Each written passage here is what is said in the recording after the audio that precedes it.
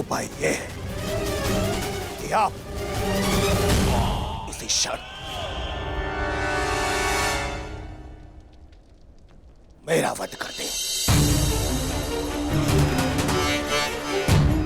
अभी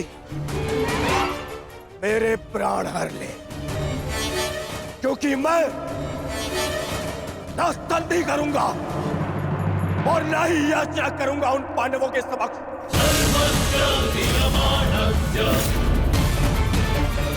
उठाइए इस तलवार को और वध कर दीजिए अपने इस एक पुत्र का। अपने इस एक पुत्र का वध करके बचा लीजिए अपने शेष 94 पुत्र। 94 पुत्र।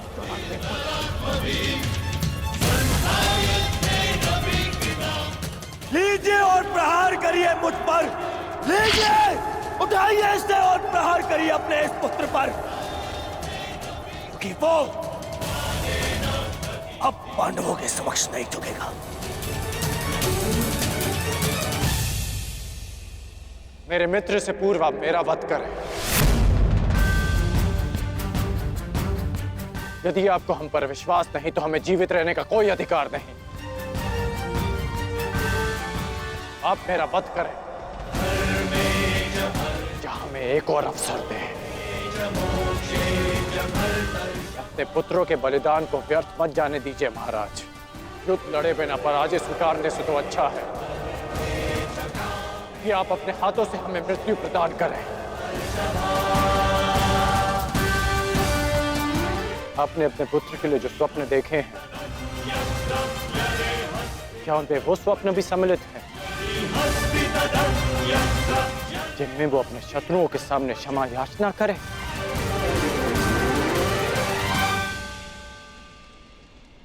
जिसके शीश पर आप सदा सम्राट का मुकुट देखना चाहते हैं, क्या उसके पैरों में बेड़ियां देख पाएंगे आप? यदि हां,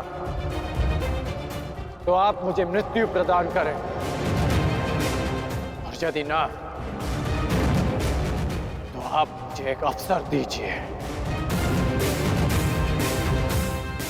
आप हमारे महाराज हैं, हम सब आपके आदेश के अधीन हैं, किंतु आपका ये आदेश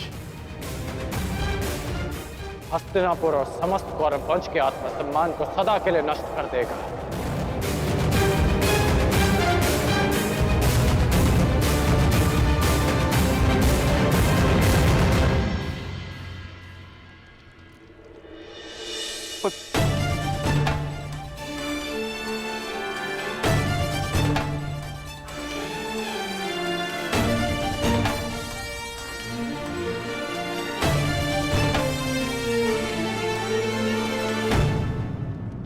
मैं क्या करूं पुत्र? एक पिता के लिए अपने पुत्र की अर्थी का बोझ इस जीवन का सबसे बड़ा बोझ होता है पुत्र, परंतु मुझसे ये बोझ सहन नहीं होगा। विश्वास कीजिए पिताश्री, अब ये बोझ हम नहीं, अब वो पांडव उठाएंगे।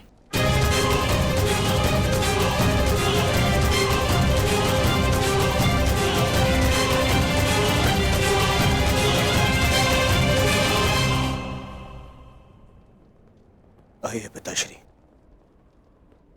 मेरे वीर भ्राताओं को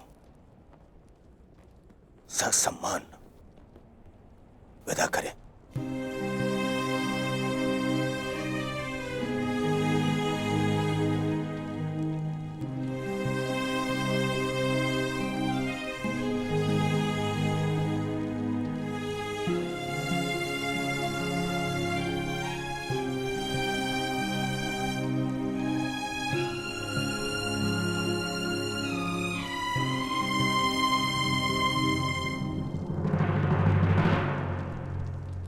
कौन? कल के लिए हमारी क्या रणनीति है? कल की रणनीति तो स्पष्ट है। आज मैंने उन 5 कौरवों का वध किया, कल और 25 का अंत कर दूंगा। मैं आज ही उन 100 कौरवों का वध कर देता, किंतु वो सूत पुत्र कर्ण बीच में ना आया होता। कर्ण की चिंता मुझ पर छोड़ दीजिए भ्राता भीम। आज तो वो वन छोड़कर निकल गए, किंतु कल उसे भागने का अवसर नहीं दूंगा मैं, और कौरवों की सहायता के लिए नहीं जाने दूंगा।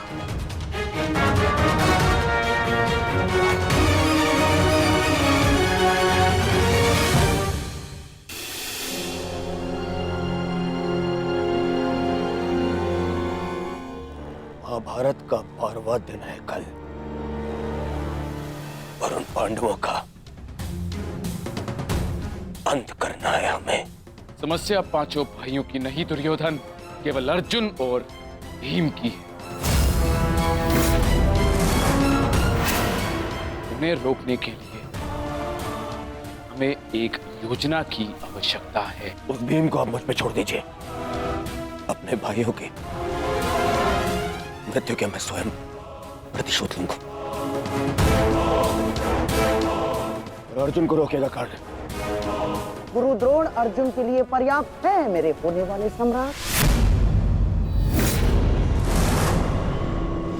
अर्जुन मेरा लक्ष्य है, उसे रोकने में मैं सक्षम हूं।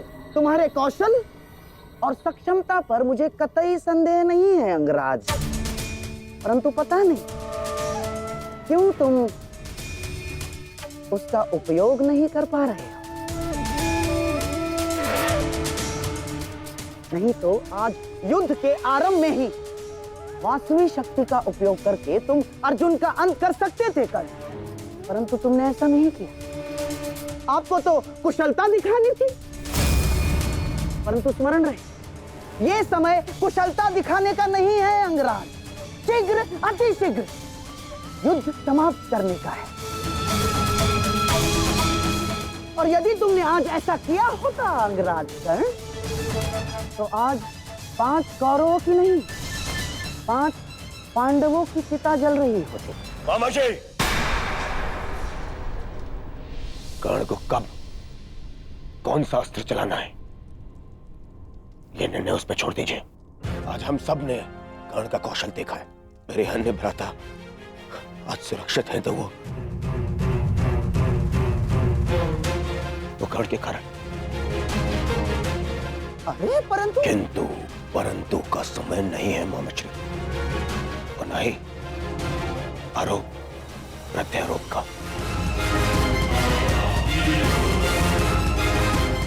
ये समय है साथ रहने का, उनका और उनकी उन उदंड पुत्रों के अंत करने का समय है ये।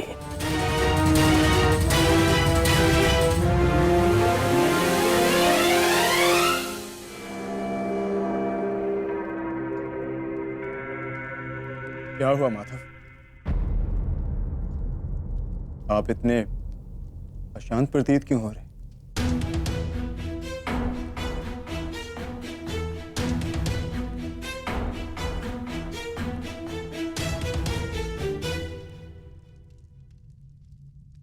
यह अशांति आज के युद्ध के परिणाम की है पार्थ।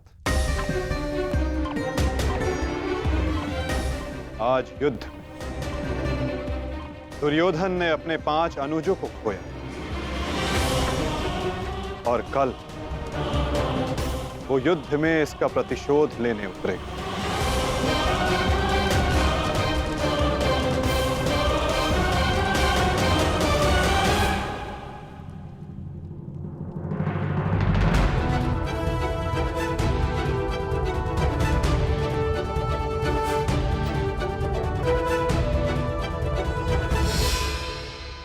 आचार्य की व्यूह रचना तुम सुन चुके हो मित्र,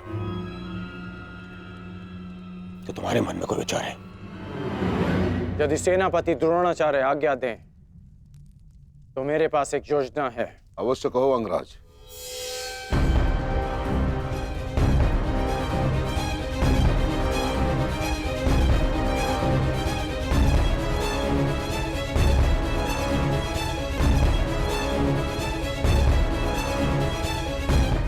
अद्भुत कर्ण, अब उन पांडवों का विनाश निश्चित है। अब उन पांडवों से मैं अपने भ्राताओं की मृत्यु का प्रतिशोध अवश्य लूंगा। कल दुर्योधन युद्ध में क्रोध में अपना प्रतिशोध पूर्ण करना चाहेगा और अंगराज कर्ण कल इस युद्ध को समाप्त करना चाहेंगे और उनका लक्ष्य होंगे धर्मराज युधिष्ठिर।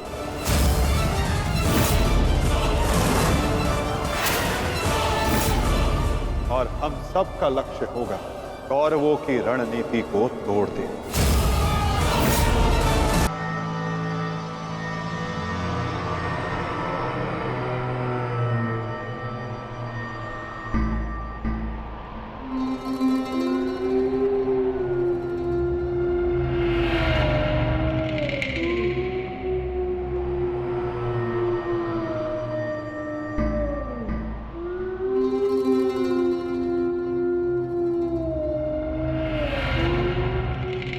युद्धभूमि में उल्लू का रुदन शुभ संकेत नहीं है माधव।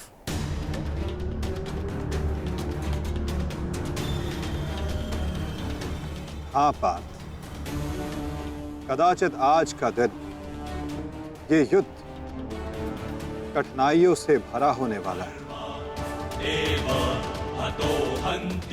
आज की परिस्थितियों के लिए सज्ज रहना पार्थ।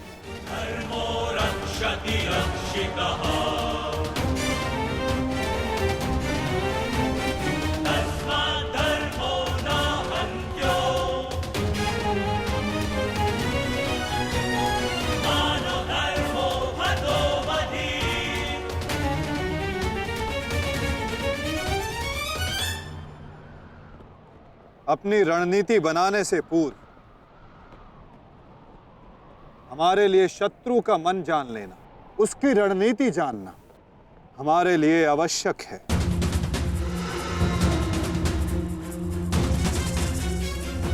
सबको ज्ञात है ना कि आज शत्रु का लक्ष्य क्या होगा? युधिष्ठिर को बंदी बनाना हमारा आज का लक्ष्य होगा।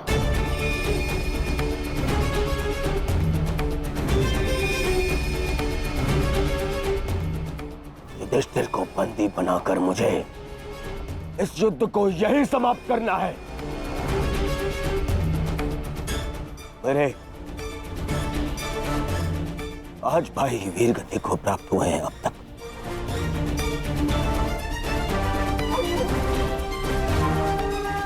श्रद्धांजलि श्रद्धांजलि देनी है मुझे उन्हें।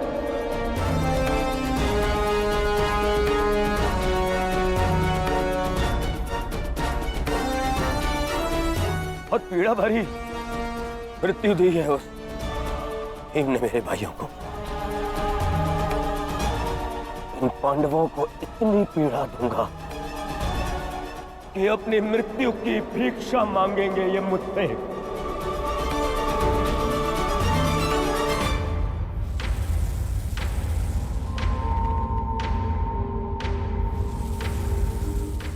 मित्रगण, वचन दो मुझे, आज चाहे जो भी तुम्हारे मार्ग में आ जाए तुम उस पर दया नहीं दिखाओगे। आज चाहे जो कोई भी आ जाए तुम अपना सबसे तीव्र प्रहार उस पर करोगे। वचन दो मुझे मित्र। तुम्हारा आदेश मेरा वचन है मित्र। आज शत्रु कर्ण का एक भिन्न रूप देखेंगे।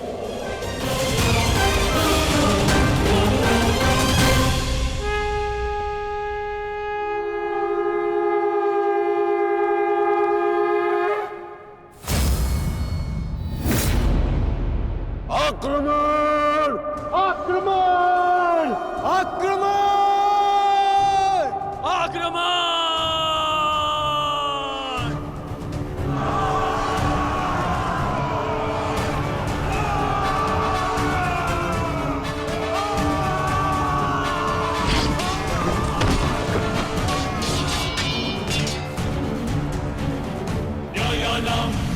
उनका अस्त्र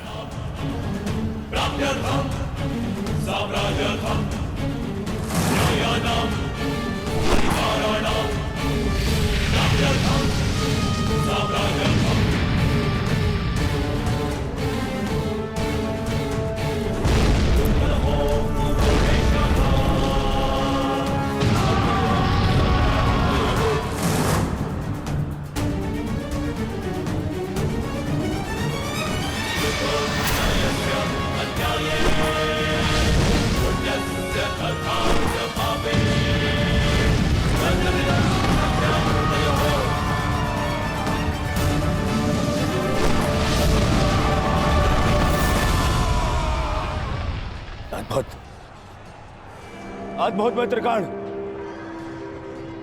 अद्भुत। अपना मार्ग ज्ञात है ना सभी को?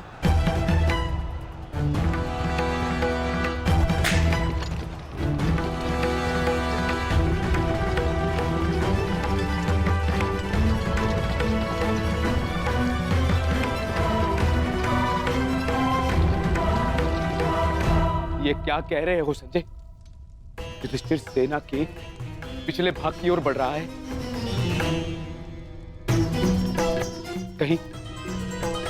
कहीं उसे हमारी रणनीति का भान तो नहीं हो गया? कौरव युधिष्ठिर को बंदी बनाना चाहते हैं? ये तो मुझे ज्ञात नहीं है महाराज, किंतु युवराज दुर्योधन इस बात से बहुत व्याग्र हो रहे हैं।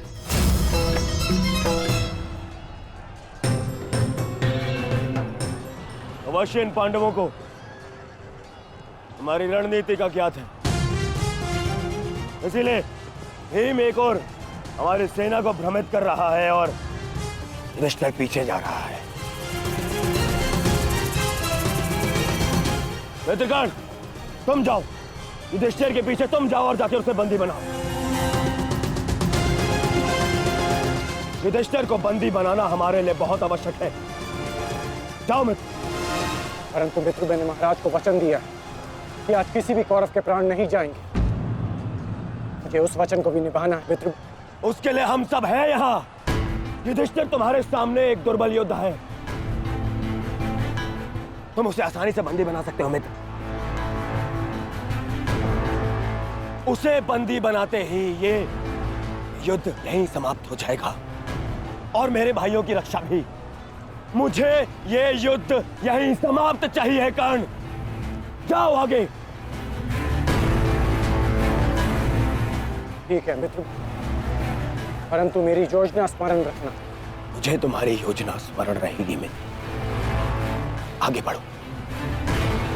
तब से युधिष्ठिर के रथ की ओर तीव्र गति से आगे बढ़ो।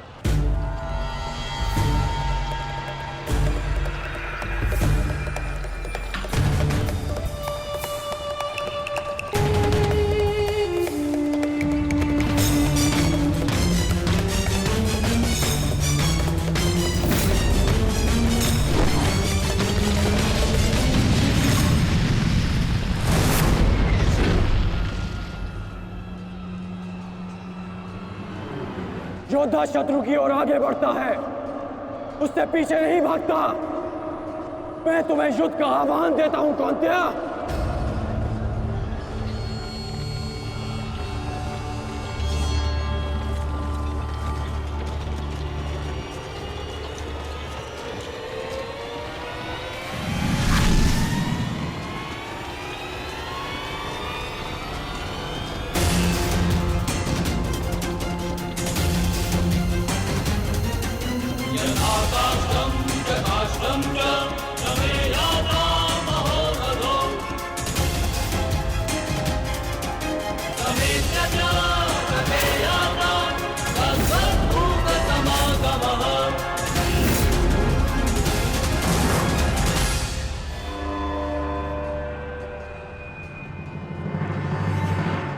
कौंतेय तुम्हारा आवाहन स्वीकार करता है।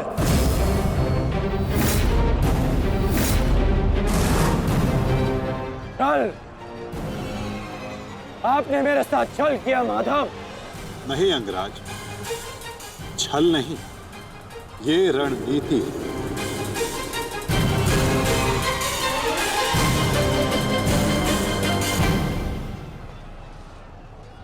युधिष्ठिर का रथ है और इस पर युधिष्ठिर को विराजमान होना चाहिए था। वो तुम्हारी भूल है अंगराज, क्योंकि तुमने रथ को नहीं, रथी को युद्ध के लिए ललकारा है। और तुमने युधिष्ठिर को नहीं, कौन्तेय को ललकारा है, युद्ध का आवाहन दिया।